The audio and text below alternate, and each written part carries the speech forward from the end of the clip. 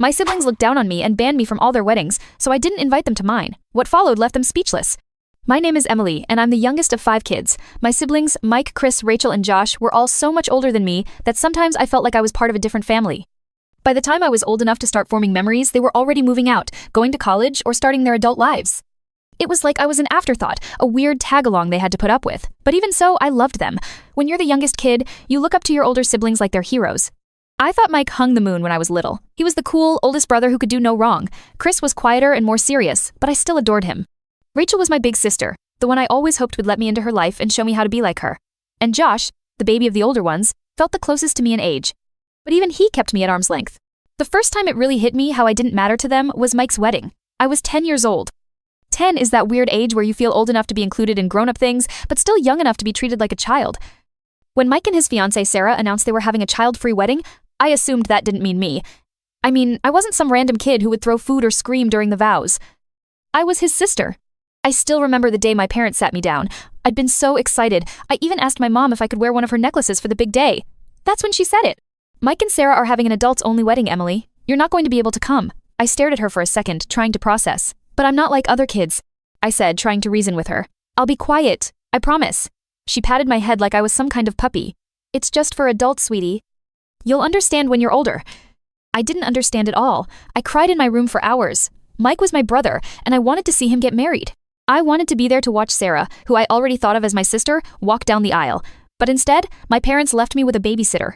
I remember the feeling of staring at the clock that day, imagining everything I was missing. When Mike came home from his honeymoon, I thought maybe he'd bring it up.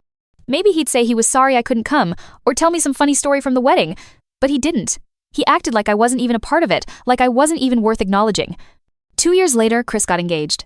I was 12 by then, and I thought things would be different. I was older, quieter, and very well behaved. I didn't whine or cause a fuss, and I made sure everyone knew it. So, when they said his wedding was child-free too, I thought, okay, but this time I'll be invited. Nope, once again, I got the same speech. Chris and his fiancée want the wedding to be adults only. Emily, it's not personal. Not personal, it felt personal. How could it not be personal when it happened twice? I tried not to cry this time. I was older and I wanted to act more mature. I didn't beg or scream. I just sat quietly while my parents made their excuses. My mom even tried to comfort me. You'll have your own wedding someday and it'll be wonderful, you'll see. But it didn't make me feel better. I was starting to realize something. My siblings didn't see me as family, at least not in the way I saw them. When Rachel got engaged, I was 15 by then. I was a full-on teenager who wanted nothing more than to feel included. At first, Rachel didn't even plan on banning kids from her wedding. She wanted everyone to come. But of course, the family had to get involved. My aunts and uncles kept saying things like, it's so refreshing to have a wedding without kids running wild, and children just make things so chaotic. Eventually, Rachel caved. The rule became, no one under 16. I was 15, so close that it felt like a slap in the face. I went to Rachel and asked, can I just be an exception? I'm your sister, I'll be quiet. I promise. Rachel looked at me with this serious expression and said, if I make an exception for you, what about the other kids? It wouldn't be fair. Fair? Are you kidding me? I lost it. I started yelling, it's not fair that I can't go to any of your weddings. I'm not just some kid. I'm your sister. That's when my parents got involved. I got grounded for 6 months for disrespecting Rachel and causing drama. 6 months. I spent most of that time in my room just stewing in my anger and hurt. By the time Josh got engaged when I was 17, I didn't even bother asking. I already knew I wouldn't be invited. Sure enough, the announcement came. Child-free wedding. At that point, I was numb to it. I didn't cry, I didn't yell, and I didn't ask why. I just accepted it. But what really stung? My cousin Amanda, who had just turned 18, was invited. I heard about it through the family grapevine. Apparently, they thought 18 was the cutoff. The irony wasn't lost on me. Amanda was only a few months older than me, but she got to go because she'd hit the magical age of adulthood. When my parents asked why I didn't make a big deal congratulating Josh, I just shrugged. I sent him a quick text. Congrats, hope it's a great day. Then I locked myself in my room like I always did. By that point, I had started to check out emotionally. I realized that I just didn't matter to them. I wasn't their little sister. I was just a kid they barely thought about. And it hurt. It really, really hurt. Years passed after the last wedding. I stopped trying to fit into my siblings' lives because honestly, I was just tired. Tired of being the one left out. Tired of being the kid's sister who no one cared about unless it was convenient for them. By the time I met my now fiancé, Tyler, I'd pretty much checked out of the family dynamic. I didn't expect much from anyone anymore. Tyler was the first person to actually listen when I told him about my family. I remember sitting on his couch telling him about how I'd been banned from 4 of my siblings' weddings, and he looked genuinely shocked. Wait, they didn't invite you? Not even when you were like 15? Nope, I said, trying to play it off like it didn't hurt anymore. What the hell? You're their sister, he said. He just sat there shaking his head for a minute before adding, "That's seriously messed up." I think that was when I realized it really was messed up. I'd spent so many years convincing myself it was normal. Child-free weddings sounded reasonable on paper. It wasn't like I was being deliberately targeted, right? But no, 4 times my family chose to exclude me. Not a single sibling thought, "Hey, Emily should be there." It wasn't normal. So, when Tyler and I got engaged a few years later, I knew one thing for certain. My wedding was going to be different. My wedding was going to be full of people who actually cared about me. People who wanted to celebrate me, not just show up because it was expected of them. That's when I made my decision. I wasn't inviting my siblings. It wasn't some big dramatic moment. I didn't write an angry letter or announce it in the family group chat. I just left them off the guest list. Simple as that.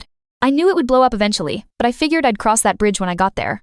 The first sign of trouble came about 2 months before the wedding. My mom called me randomly one afternoon, acting weirdly chipper. I should have known something was up. "So, Emily," she said in that voice she always used when she wanted something, "how are the wedding plans coming along?"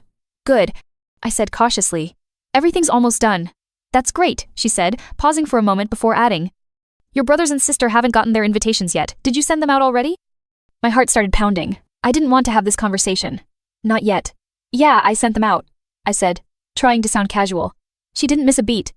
"Well, they didn't get one. Maybe it got lost in the mail." I sighed. "Mom, I didn't invite them." There was silence on the other end of the line. Just a heavy, shocked pause. Then came the explosion. "What, Emily? How could you not invite your own family, your siblings? What's wrong with you?" I gripped the phone and tried to stay calm. "They didn't invite me to their weddings, Mom. Not a single one of them. So I'm returning the favor." "It's fair." She sounded like I just committed a crime. "That was different. You were young. They didn't mean to hurt you." I laughed bitterly. "Well, it hurt anyway, and now I'm done pretending like it didn't." She started in on the guilt trip immediately. "Emily, you're being spiteful. Family is family. You don't just shut them out like this. What are people going to think?" And there it was. What will people think? My mom's favorite concern. I cut her off before she could say anything else. "I don't care what people think, Mom. This is my wedding, and I'm only inviting people who care about me. They didn't care enough to include me in their big days, so I don't see why they deserve to be at mine." She hung up on me. I wasn't surprised. That night, the group chat blew up. It started with Rachel being fake as usual. "Hey, Em, did something happen with the mail?" "We haven't gotten our invites yet." Then came Chris, blunt as always. "What's going on? Why aren't we invited?" I stared at my phone for a long time, debating whether or not to reply. Part of me wanted to lay it all out, to tell them exactly how much they'd hurt me over the years. But another part of me didn't see the point. They wouldn't get it. They never had. So I didn't say anything. I just left the chat on read. Tyler noticed I was quiet during dinner and asked what was wrong. I showed him the messages, and he shook his head. "You don't owe them an explanation, Em. They made their choices." "Yeah, but..." I trailed off. "They're going to make me out to be the bad guy. I know it."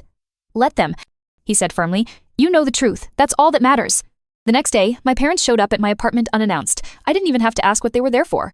My mom came storming in the second I opened the door. "What are you thinking, Emily? Not inviting your own siblings to your wedding? What kind of person does that?" I tried to stay calm, even though my patience was wearing thin. "Mom, I told you. They didn't think I was important enough to include in their weddings, so I'm not including them in mine." My dad finally spoke up, his voice stern. "You're being childish, Emily. You're holding on to something that happened years ago." That's when I snapped. "I was a child when they did it, Dad. I begged to be at their weddings, and they all shut me out. Don't talk to me about being childish when I was the one left crying at home 4 times. They didn't know what to say to that." My mom looked like she was about to cry, but I didn't let her guilt me this time. "You can keep defending them if you want, but I'm not changing my mind. If they cared about me, they would have shown it back then." They left furious and frustrated. Over the next few days, the messages from my siblings got nastier. Chris called me selfish. Rachel said I was ruining the family. Josh didn't even bother sugarcoating it. "You're being petty, Emily. Grow up." I didn't reply to any of them. I didn't need to explain myself anymore. Tyler hugged me one night while I was scrolling through their messages and said, "I'm proud of you, for standing up for yourself." And for the first time, I felt proud of myself, too. After the first round of family drama, I expected things to die down. I figured they'd grumble to each other for a while, maybe complain to some distant cousins, and then move on. That's how things usually went when my family didn't get their way, but I underestimated just how big of a deal they were going to make this. It started small. Rachel, of course, couldn't resist posting a passive-aggressive status on Facebook. "Family is forever, even when some people forget what that word means." I rolled my eyes so hard I thought they might get stuck. Tyler was scrolling next to me on the couch, and when I showed him the post, he shook his head. "What is she? 14. Basically," I muttered, trying to brush it off. I told myself it didn't matter. I knew the truth, and I knew I wasn't doing anything wrong, but it still bugged me. It's hard not to feel hurt when your own sister goes out of her way to take shots at you publicly. It didn't stop there. Over the next few days, little jabs started showing up in our extended family group chat. I'd muted it a long time ago, but Tyler still checked his phone one afternoon and said, Emily, you might want to see this." The messages were flying. Rachel, it's so sad when family starts prioritizing petty grudges over love. Chris, I just don't understand. I thought we were better than this. And then Mike, good old, I'm the eldest and I know best, Mike decided to take his shot. I never realized how much bitterness you've been holding on to, Emily. It's really sad. You're ruining relationships over something that happened years ago. I stared at the screen, my blood boiling. They didn't get it. They still didn't get it. They made it sound like I was blowing a minor issue out of proportion, as if they hadn't spent my entire life excluding me. I wanted to reply. I wanted to type out every single thing they had done and make them see how hypocritical they were being. But I knew better. Arguing with them would just give them more ammunition. They'd spin my words into me being dramatic or unstable or whatever else they wanted to say to avoid taking responsibility. Instead, I did the one thing they never expected. I left the group chat. That night, my mom called me. I knew she'd heard about the group chat incident because she jumped straight into yelling the second I answered. Emily, what is wrong with you? Hi, Mom, I said flatly. Don't start with that attitude, she snapped. Do you know what you've done? Your siblings are heartbroken. You're destroying this family. Heartbroken? I laughed bitterly. They ignored me my entire childhood, but now they're heartbroken? Give me a break. You're being so spiteful, she said. You've always been like this, holding on to grudges and making everything about you. That's when I lost it. I'm the one holding grudges? Mom, I was 10 when Mike got married. 10. I cried because I wanted to be there, and you all told me I didn't matter enough to be included. And it didn't stop there. It happened again and again and again. I begged to be at Rachel's wedding, and she told me no because it wouldn't be fair. That was years ago, she said dismissively. Yeah, and I'm still living with the way it made me feel. You all decided I wasn't important enough back then. Why should you suddenly get a front row seat to my life now? She didn't have an answer to that. Instead, she tried to flip the script. This isn't about the weddings, Emily. This is about you pushing everyone away because you're bitter. Tyler's probably encouraging you, isn't he? I groaned. Mom, stop blaming Tyler. This has nothing to do with him. This is about me finally realizing I deserve better than to be treated like I don't matter. Her voice softened, like she was trying to play the concerned mother. Emily, you don't understand. Family is all you'll have in the end. Friends and partners come and go, but your family is forever. No, I said firmly. Family is supposed to care about you. They're supposed to love and support you. That's not what you've been to me.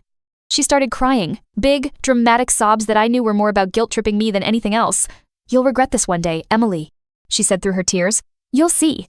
I don't think I will, I said quietly before hanging up. Over the next week, things got worse. I blocked Rachel and Chris on social media because I couldn't take the constant snide comments. My mom called Tyler twice, apparently hoping to talk sense into him. He didn't answer. Then Mike sent me a long email. Yes, an actual email about forgiveness and family unity. He even had the nerve to quote some Bible verse about letting go of anger.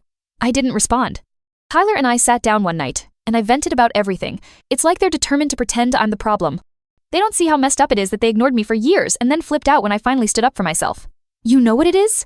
Tyler said. They're not mad that they weren't invited. They're mad that they don't get to control you anymore. That hit me like a punch to the gut. He was right. My whole life, my family had treated me like an afterthought, like someone they could dismiss whenever it suited them. But now that I was doing something for myself, something they couldn't control, they couldn't handle it. They'll get over it eventually, I said, though I wasn't sure I believed it. And then Tyler said something that really stuck with me. Maybe they will, maybe they won't. But either way, it's not your problem. He was right. For the first time, I realized I didn't owe my family anything. Not my time, not my attention, and certainly not an invitation to my wedding. A week later, my dad sent me a short, guilt-laden text. Emily, your mom isn't doing well. She's really upset about all of this. Maybe you could reconsider. I stared at it for a long time before replying. Maybe she should have thought about that before ignoring me all those years. I hit send, then blocked his number. For the first time in a long time, I felt free. The weeks leading up to my wedding were a strange mix of excitement and tension. On one hand, I was thrilled to finally marry Tyler and have the day I'd been dreaming of since I was a kid. On the other hand, the drama with my family still lingered like an unwelcome guest. My parents had stopped calling me directly, probably because I'd blocked my mom's number after her last meltdown, but that didn't stop other people. My aunt called me out of the blue. I hadn't spoken to her in years, so I was immediately suspicious when her name popped up on my phone. I answered, and she got right to the point. Emily, honey, I don't understand why you're making such a big deal out of this, she said in her sweet but condescending tone. Family is family. It's not right to leave your siblings out of your wedding, I sighed, gripping the phone a little tighter. Aunt Linda, it's not just about the wedding. This has been years in the making, but it's family. She pressed like that word was supposed to fix everything. I'm sure they didn't mean to hurt you back then. Can't you just let it go and be the bigger person? I closed my eyes, trying not to snap. Being the bigger person doesn't mean letting people walk all over you. It's about knowing when to put yourself first. There was a pause on the other end, and I could hear her sigh dramatically. Well, I just hope you don't regret this one day, or you're going to miss your family and they won't be there. I didn't say anything. I just hung up. The morning of the wedding, I woke up feeling an odd combination of peace and nerves. It wasn't the normal what if something goes wrong kind of wedding day jitters. It was more like I was waiting for a shoe to drop. I knew my family wasn't invited, but I couldn't shake the feeling that they'd find a way to insert themselves into the day somehow. But Tyler, being the amazing guy he is, refused to let me dwell on it. When I told him about my worries as we got ready separately, he just smiled and said, This day is about us. Nothing else matters. If anyone tries to ruin it, I'll personally escort them out." That made me laugh, and for the first time in weeks, I felt lighter. As I stood in front of the mirror putting the final touches on my dress, my maid of honor, my best friend, Jenna, walked in and grinned. "You look amazing, Em." "Thanks," I said softly, feeling a wave of emotions. Jenna sat on the edge of the couch and watched me for a moment. "Are you okay?" I hesitated before nodding. "Yeah, I'm just, I don't know, sad, I guess. Not about today. Today is perfect, but about the fact that my family isn't here." She frowned and leaned forward. "Emily, it's okay to feel that. Just because you made the right choice doesn't mean it doesn't hurt." Her words hit me hard. I turned to look at her, tears welling up in my eyes. "I wanted them to care, you know. I wanted them to fight for me when I was a kid, and they never did." Jenna stood up and hugged me tightly. "You don't need their approval. You have people who love you. Focus on that." I nodded, taking a deep breath. She was right. Today wasn't about my family. It was about me and Tyler. When the ceremony started, I was so overwhelmed by the beauty of it all that I forgot about everything else. I remember standing at the end of the aisle, staring at Tyler and thinking, this is it. This is what happiness feels like. As I walked toward him, I felt this sense of freedom wash over me. I wasn't the forgotten little sister anymore. I wasn't the kid who begged to be included and got turned away. I was a bride surrounded by people who truly loved me and wanted to see me happy. The vows were perfect. Tyler promised to love me, protect me, and always stand by my side, and I promised the same. By the time we said "I do," there wasn't a dry eye in the audience, including mine. The reception was everything I hoped it would be. We laughed, we ate, we danced until our feet hurt. My friends toasted to us, sharing funny stories and heartfelt wishes for our future. Tyler's parents, who had always been so kind to me, told me they were proud to have me as part of their family. At one point, I snuck away from the crowd just to take it all in. I stood at the edge of the garden looking at the lights twinkling in the trees and the people laughing together, and I felt so full. For so many years, I'd believed the lie my family told me, that I didn't matter, that I wasn't important enough to be part of their lives. But standing there watching all these people who truly cared about me, I realized something. I mattered to the people who actually deserved to know me. Later that night, as the reception started winding down, one of my cousins pulled me aside. "Hey, Emily. I probably shouldn't say this, but..." I groaned. "What is it now?" She looked sheepish. "Your mom and Rachel apparently threw some kind of dinner tonight, like as an alternative to your wedding." I stared at her for a second, then burst out laughing. "Are you serious?" She nodded. "I know it's pathetic. I just thought you should know." I shook my head, still laughing. "That's fine. Let them throw their pity party. I hope the food's good." I could tell my cousin expected me to be upset, but honestly, I wasn't. If anything, it was proof that I'd made the right decision. My family had spent my whole life excluding me and then trying to justify it. Now that I was the one drawing the boundary, they couldn't handle it. At the end of the night, Tyler and I shared one last dance while everyone gathered around us. As we swayed together, I whispered, "I'm so happy we did this." He smiled down at me. "Me too, Em. This is just the beginning." And for the first time, I believed it. My family wasn't there. They didn't get to see the best day of my life. But that was their loss, not mine. Because as I looked around the room surrounded by love and laughter, I realized I had everything I'd ever needed, and none of it had come from them. I thought the worst of it was over after the wedding. I really did. The day had been perfect, everything I hoped for and more. And I felt like I'd finally moved on from my family's nonsense. I didn't miss them at the ceremony. I didn't spend a second wondering what it would have been like if they were there. I was surrounded by people who loved me, and that was enough. But if there's one thing I've learned about my family, it's that they don't like being ignored. It's almost like they couldn't handle the fact that I was happy without them. So, they decided to stir the pot one last time. It started with a message from Rachel a week after the wedding. Of course, it was Rachel. She'd always been the one to throw the first stone when it came to family drama. "Saw some pics from your wedding. I can't believe you had it in a garden. Looked casual, but I guess that's what you wanted." I stared at the message, stunned. She couldn't even pretend to be nice. It wasn't enough for her to just leave me alone. She had to find something to criticize. I was tempted to reply with something snarky. Something about how her wedding might have been fancier, but at least mine wasn't full of fake smiles and people who didn't care about me. But I stopped myself. I didn't owe her a response. A few days later, I started getting messages from extended family members I hadn't heard from in years. Apparently, Rachel, Mike, and Chris were on some kind of campaign to paint me as the villain. My Aunt Linda, yes, the same one who tried guilt-tripping me before the wedding, sent me another message. "Emily, I don't know what happened between you and your siblings, but they're really hurt. Rachel says she tried to reach out and you're ignoring her. Maybe it's time to let go of the past." I sighed and rolled my eyes. How many times did I have to explain this? How many people did my siblings need to rope into this mess before they realized I wasn't budging? Tyler noticed I was frustrated and sat down beside me. "Another guilt trip?" he asked, glancing at my phone. "Yeah, Aunt Linda, again. She says they're hurt." He snorted. "Hurt? Because they can't control you anymore." I smiled faintly. He wasn't wrong. I just don't get it. They ignored me for years. I begged to be included in their lives, and they shut me out. Now suddenly, I'm the bad guy for setting boundaries. That's how it always goes, he said softly. When you start protecting yourself, the people who hurt you are the first ones to cry about it. The real low point came a few days later when my mom showed up unannounced. It was a Sunday afternoon, and Tyler and I were having a lazy day, making brunch in pajamas, laughing over burnt pancakes. We heard a knock at the door, and I froze. I just knew it was her. Sure enough, I opened the door to find my mom standing there looking as dramatic as ever. "Emily," she said, her voice already carrying that familiar tone of disappointment. "We need to talk." I sighed. "Mom, now isn't a good time." She didn't care. She pushed the door open slightly, trying to step inside. Tyler appeared behind me, gently putting his hand on my shoulder for support. "Emily, please," she continued. "This has gone far enough. Your siblings are devastated." "Devastated? Do you really think this is how family should act?" I clenched my jaw and kept my voice calm. "You don't get to show up here and lecture me, Mom. I invited the people who care about me to my wedding. They didn't make the cut, and that's their fault, not mine." Her face fell into that familiar look of disbelief, like she couldn't comprehend how I could possibly stand up to her. "You don't mean that. They love you, Emily. They're your family." "No, Mom," I said, my voice firm. "Family doesn't make you feel small. Family doesn't leave you out when you're a kid and then demand to be part of your life when it's convenient for them. I spent my entire life trying to prove I mattered to them, and they never cared. I'm done." She blinked, stunned into silence for once. I could tell she wanted to argue, but Tyler stepped forward, his voice gentle but strong. "I think it's time for you to leave," he said simply. My mom looked between the two of us, her face a mix of anger and sadness. "You'll regret this, Emily," she said, her voice soft now, like she was delivering a prophecy. "You'll miss us one day, and we won't be there." I met her eyes, unflinching. "No, Mom, I won't." Tyler shut the door behind her, and for a moment, I just stood there trying to process it. I thought I'd feel guilty, but I didn't. I felt relief. The next day, I got a text from Chris. "Mom said she came to talk to you and you slammed the door in her face. Real mature, Emily. You've turned into someone I don't even recognize." I read the message aloud to Tyler, who shook his head. "Block him. You don't need that." And I did. One by one, I blocked every sibling and relative who decided to pile onto the guilt train. I realized something important that day. I didn't owe them my time, my energy, or even an explanation. For years, they made me feel invisible. Now I was taking control. The weeks that followed were quiet for the first time in a long time. Without the constant messages and passive-aggressive comments, I finally felt like I could breathe. Tyler and I focused on settling into married life, decorating our little apartment, and planning our future. One night, we sat on the couch watching some cheesy movie, and Tyler turned to me.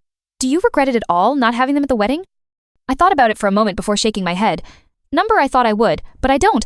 I spent so long trying to earn their approval, and for what? I don't miss them. I don't miss feeling like I'm not good enough. He smiled and squeezed my hand. "Good, you deserve better." And he was right, I did deserve better.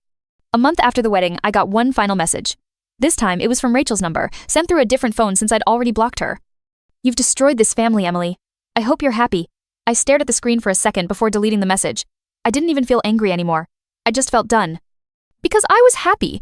For the first time in my life, I wasn't chasing their approval. I wasn't begging for scraps of love and attention.